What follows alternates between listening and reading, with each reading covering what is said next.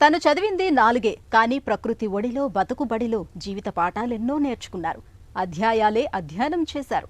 ఆయనే నారాయణపూర్ జిల్లా గఢ్ బెంగాల్ వాసి పాండీరామ్ మాండవి. దారు శిల్పకళలో 1000 మందిని కళాకారులుగా తీర్చిదిద్దారు. బస్తర్ ఫ్లూట్ సుల్లూరు వేణువుకు కొత్త ఊపిరిపోశారు. ఆ వేణువు వింత వింత స్వరాల సవ్వడి 8 దేశాలను తాకింది.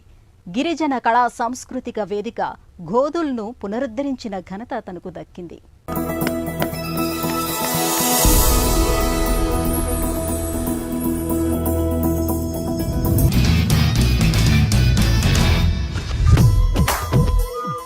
అడవి బిడ్డల సాంస్కృతిక ప్రపంచం ఆ శిల్పకళా నిలయం.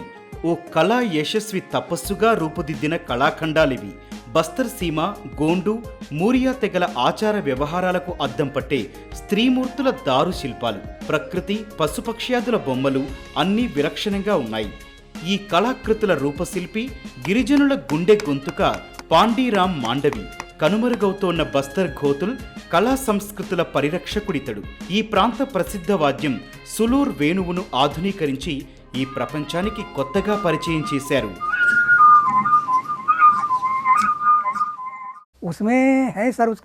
అప్పట్లో మా బస్తర్ ప్రాంతాన ప్రతి గ్రామంలో ఓ గోధులు ఉండేది. కాలక్రమేణా ఆదరణ తగ్గి అవి కనుమరుగయ్యాయి. దాదాపు అన్నింటినీ తొలగించారు. కొంతకాలం క్రితం అటవీ శాఖ ఆధునిక రూపంలో ఓ కేంద్రాన్ని నిర్మించింది.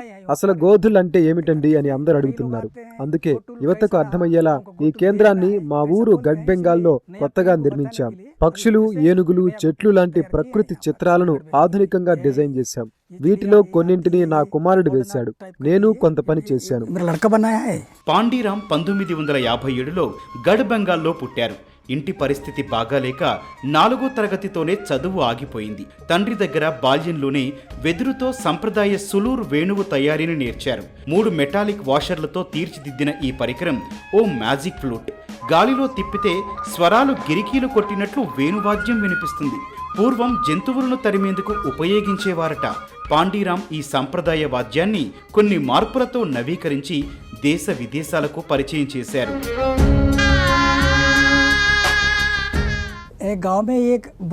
మా ప్రాంతంలో గిరిజన పల్లెల్లో ఓ వయోధికుడు ఏదో కర్రతో ఆడుకుంటుంటే ఆసక్తి ఏర్పడింది.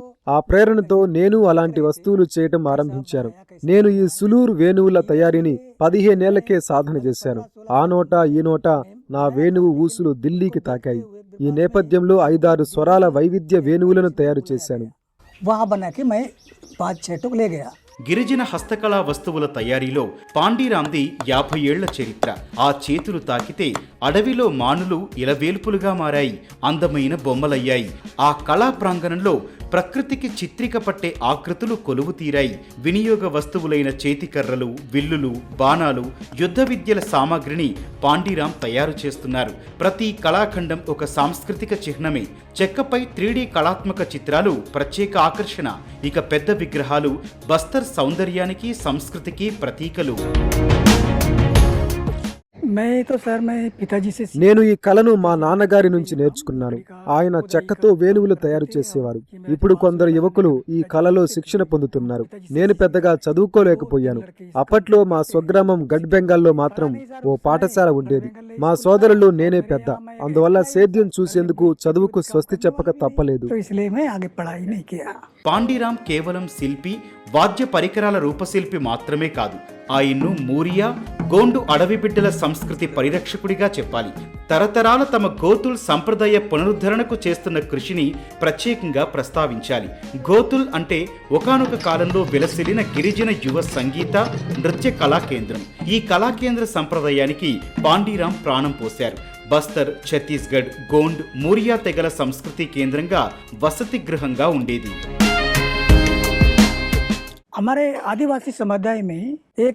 మా గిరిజన సమాజంలో గోధుల్ ఒక సాంస్కృతిక కేంద్రం లేదా ఓ పాఠశాల అనుకోవచ్చు.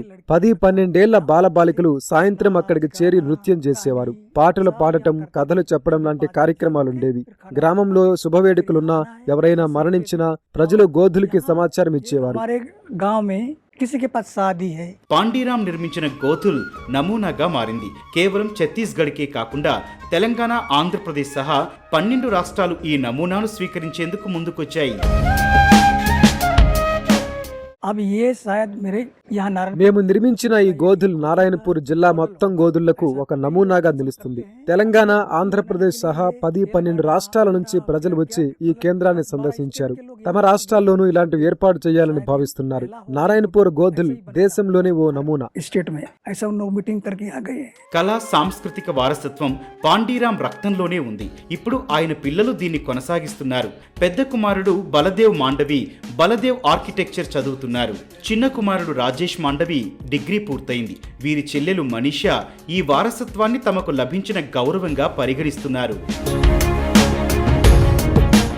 पापा बस्तर की कलाकृति के बारे में बनाते हैं। మా నాన్నగారు బస్తర్ సంస్కృతిని వస్తున్న తరాలకు అందించేలా దారుగా పిలిచే చెక్క శిల్పాల తయారీలో ఉన్నారు. పెద్దలు చెప్పిన కథాంశాలను ఈ బొమ్మలు ప్రతిబింబిస్తాయి. పెళ్లి ఊరేగింపులు, పండుగల వేళ అమ్మా నాన్న చెప్పే జానపద కథాంశాలను శిల్పాల్లో చూపిస్తారు.